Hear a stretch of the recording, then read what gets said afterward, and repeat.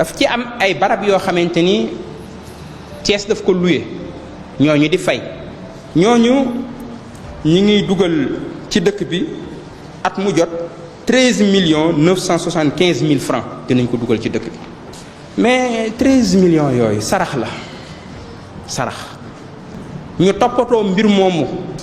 lañ war a fay ñu war ko fay Thiès lu mu néew néew Thiès waroon na cee gagné 426 millions 520 000 francs 400 millions xool leen 13 millions ba 400 millions ci ay boroomi alal ay sociétés yoo xamante ne ay milliards la ñuy def chiffre d'affaires lañu ko loué moo tax ma ciy wax nee naa nag pression bi bëri na ñu bëri nee nañ ma bul wax ci lii ñii ay boroomi doole fii mais kenn mënuma tee wax ku dul suñu yàlla suñu borom. Sonatel dafa loué 1000 mètres carrés dañ ko loué 1000 mètres carrés Orange di fay 6000 francs le mètre carré par an soit 500 francs le mètre carré par an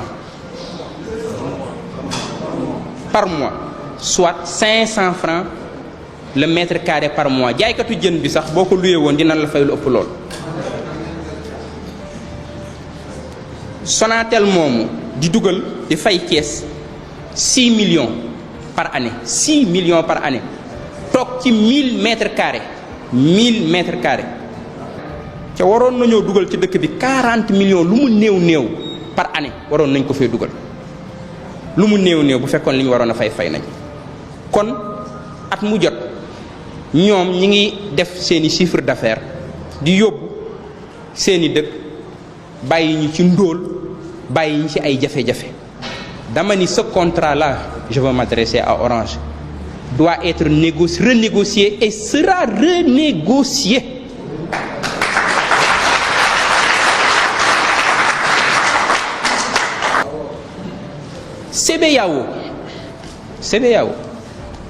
CBAO mi ngi occupé 800 mètres carrés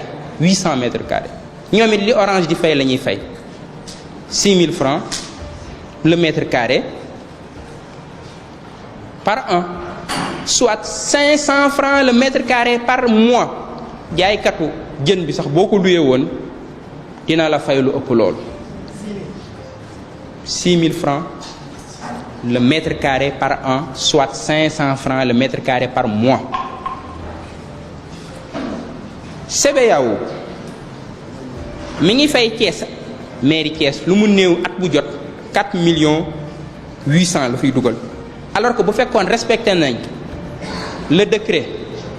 numéro 2010 400 du 23 mars 2010 nga xam ne décret bi président de la république moo ko signé wax ni ñoom li ñu war a fay lu mu néew néew c'est 40 000 francs le mètre carré par an ñoom waroon nañoo dugal ci dëkk bi lu mu néew néew 32 millions xool leen entre 32 millions ba 4 millions ca booba ñun ñu ngi gën a ndóol suñuy doom gën a nekk ci ndóol suñuy école gën a bon suñuy yoon gën a bon dëkk bi gën a lëndëm këriis Thiès barab yu bëri amuñu ndox quartier yu bëri amuñu ndox loolu c'est un problème boo xam on n'en parle pas dans cette ville am na ci ay quartiers yoo xam comme ay village ci boppam dañuy root ci ay teen di wuti ndox sonn trop je veux m'adresser à la CBAO. Ce contrat doit être renégocié et sera renégocié. Je vais être très clair sur cette question. mu des EMG boobu nag moo gën a garaaw ñu bëri nee nañ ma bul wax dinaa wax Serigne Moussa Ka dani murit yi ñoo ma woo ni ma tawatal te bu ñu woo saw làmmiñay woo xarnu bi Thiès ñoo ma woo ni ma tawatal te bu ñu woo moo tax foog ma wax. Je défendrai les intérêts de cette ville je ne peux pas me taire kenn nit mënuma taxa noppi ku dul suñu borom. EMG depuis 2014 mi ngi occupé 1435 mètres carrés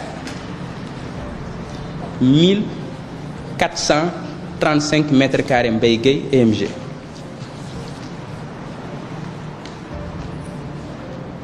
musuñu fay 1 franc 1 franc.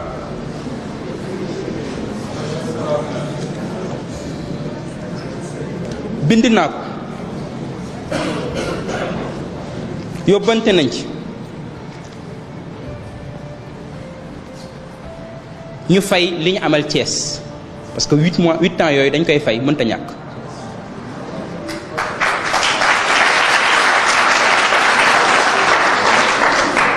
wax naa leen bañuma ñoom ñu continuer fa ak projet bu ñu fa mën a am mais bala ñuy wax dara bor bi ñu am 8 ans yi dañ koy fay lu mu néew néew at mu jot 1435 mètres carrés yi li Orange di fay baaxul de mais bu fekkoon dañ ko appliqué ci barème Orange bi waroon nañoo dugal lu mu néew néew 8 610 000 par an waroon nañ ko fi dugal. envoyé nañ leen nag par voie huissier wax leen bor bi ñu amal Thiès mu toll ci 68 880 000 francs nañ ko fay suñ ko fayul dañuy jóg amul la neen. Je vais être clair sur cette question. Maqaama ñëw ci dëkk occupé 1435 mètres carrés di le cœur de la ville ca fayoo loolu nag barke yeggu fa yaakaar naan ci dëkk bi donc loolu bëgg naa ci leeral. mu des yeneen mooy yi gën a garaaw dafa am benn entreprise bu gañee benn marché mobilier et matériel administratif en 2021 xaalis boobu mi ngi toll ci 19 974 450 francs CFA. entreprise bi gañee marché bi ni day meubler waat mairie Thiès bu koy maire yi di waxee meubler ci kër yi di defaraat meuble yi indi ay taabal indi ay chaise defaraat ay télévision mairie bi rafet muy 19 974 450 francs CFA. moom mu def ci ay pexe exécuter marché bi jël xaalis bi def ci poosam wuti ay faux PV yoo xamante ni ñuy liggéey mairie ñoo ko liggéeyal bindal ko ni ko yow yaa gañe marché bi indi nga matériel bi installé nga matériel bi ci lépp ay kàcc la benn chaise bu gën a ndaw duggul mairie. dernier équipement bi am mairie c'était 2014 waaw nit ko am barke jàpp nga ne am nga barke ci dëkk bi ba mën a gagné marché 19 974 000 francs bari ay pexe encaissé xaalis bi def ci sa poche bari ay pexe jël ay pauvres travailleurs nga signalé loon ay faux PV de réception ni matériel bi ñëw na nga ni yow am nga barke ba loolu kenn du ko wax ku ma ko mën a tee wax nekkul ci dëkk bi. je le dirai, je le dénoncerai, je le combattrai. Je lui ai dit ak ña tax ci dossier bi yëpp ña ñuy yónni le seul compromis que je peux faire sur cette affaire mooy qu'il rembourse jusqu'au dernier centime. C'est le seul compromis que je peux faire. benn compromis laa am ci dossier boobu ma depuis 2 mois maa ngi ay pourparlers ak ñoom dañuy jàppoon ni damay caaxaan. loolu li muy garaaw garaaw yépp am na lu ko gën a garaaw.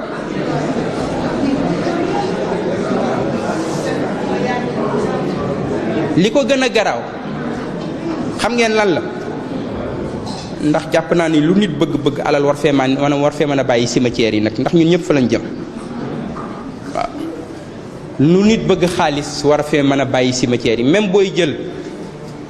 alalu waa Thiès ñiy dund waaye ñi dee nga mën leen a muñal sax. benn mur boo xam dañ ko war a tabax mur bi benn côté bi mairie Thiès Est moo ko war a tabax li ci des ñu war ko yeggale mairie ville moo ko war a tabax ñi lancé benn marché boobu mi ngi toll ci 19 millions mais suñu sëriñ bu mag ba maam Cheikh Ahmad Tijane si daf ni bari pexe nekk ci ak njuba ko gën a wóor léeg-léeg nit bari pexe lool am expérience lool ñu koy defal ay certificat muy dem ci àdduna bu fu ne bari pexe waaye gis nga pexe yooyu musiba la bu nekkul ci ak njub yàlla nañu yàlla dimbali delloo si ci ak njub yoonu siratal mustaqim bu ñu ci nekkul yàlla nañu yàlla dimbali gide ñu delloo si ñu ci yoon woowu ñu exécuter marché boobu loolu mooy lan mooy gars yi wut nañ seeni papier ñoom nee nañu cimetière yi nekk Balabé ñoom nee nañu tabax nañ ko nee nañu ciment ba saf na nee nañu fer ba mat na nee nañu mool ya doy nañu nee nañu maçon ya def nañu seen liggéey ba cimetière ya tabax nañu ko ba mu pare ñoom ñëw nañu indi seeni papier duggaat mairie jaaraat ñi ñu jaaroon ñu signé leen te ñi leen di signé génnuñu mairie de ñoom ña nga toog ci seeni bureau ni leen macha allah liggéey bi rafet na ciment bi doy na fer bi doy na maçon yi mën nañoo tabax liggéey bi mat na ñu signé leen ko ñu jël xaalis ba lekk dem seen yoon. te tey ku mu weddi li may wax bu la neexee soo génnee fii nga dem ci cimetière yi cité Balabé waaw ñi ne ma naa noppi loolu mais fan lañ ko teg mais loolu su ma ko noppee di naafiq su ma ko noppee di complice ñi ne ma bu ma ko wax ñi ni kenn du ko fi waxe je leur ai dit benn compromis laa ci mën mooy xaalis bi ñu jël muy 19 937 280 francs qu'il rembourse jusqu'au dernier centime c'est le seul compromis. Huissier bi dem na fa constaté ko tous les dossiers sont avec nous. Désormais, c'est Maître Moussa Sarr qui va défendre les intérêts de la ville de Thiès. Maître Moussa Sarr, le grand avocat, moi défendre les intérêts de la ville de Thiès. Nous allons engager une action judiciaire dem ak ñoom ci yoon auprès du procureur de la République soit ñu rembourser xaalis bi soit ñu porter leen plainte barke yeggul nag ci Thiès barke yëggul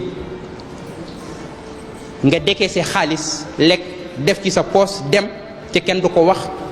loolu barke yëggu gu fi ci dëkk bi loolu dama ci bëgg a leer scandale yooyu mi ngi fi